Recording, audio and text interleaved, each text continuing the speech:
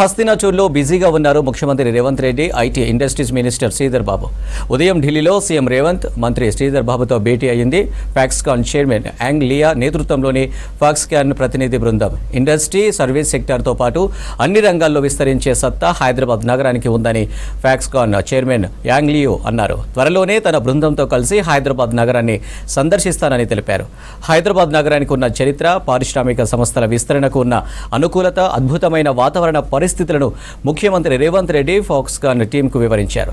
430 ఏళ్ల కింద పునాది రాయి పడిన హైదరాబాద్ కాలక్రమంలో 3 నగరాలుగా అభివృద్ధి చెందిన తీరును తెలిపారు సీఎం. ప్రభుత్వాలు మారినా పారిశ్రామిక అభివృద్ధిలో తేడా లేకపోవడంతోనే హైదరాబాద్ వేగంగా పురోగతి చెందుతుందన్నారు.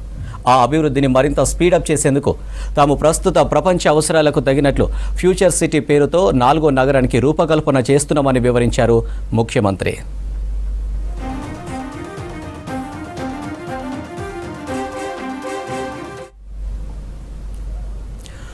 4th సిటీలో విద్య, వైద్యం, క్రీడా, ఎలక్ట్రానిక్స్, ఎలక్ట్రికల్, స్కిల్ డెవలప్మెంట్ ఇలా అనేక రూపాల్లో అభివృద్ధి చేస్తున్నామని చెప్పారు ముఖ్యమంత్రి.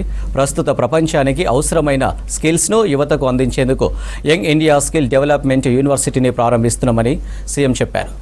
పరిశ్రమల అవసరాలు, వాటికి అవసరమైన నైపుణ్యాలు, భవిష్యత్తులో ఆయా పరిశ్రమల అవసరాలు తీర్చే మానవ వనరులకు అందించేందుకు అవసరమైన సిలబస్ రూపకల్పనలో ప్రముఖ పారిశ్రామికవేత్తలను భాగస్వాములను చేస్తున్నట్లు తెలిపారు. అందులో భాగంగానే స్కిల్ యూనివర్సిటీకి ఆనంద్ మహీంద్రాను చైర్మన్గా, మరో పారిశ్రామికవేత్త శ్రీనివాసరాజును వైస్ చైర్మన్గా నియమించామని తెలిపారు. అంతర్జాతీయ విమానాశ్రయం, outer ring road, regional ring రోడ్డుతో పాటు హైదరాబాద్కు ఉన్న అన్ని అనుకూలతలను ముఖ్యమంత్రి వివరించారు.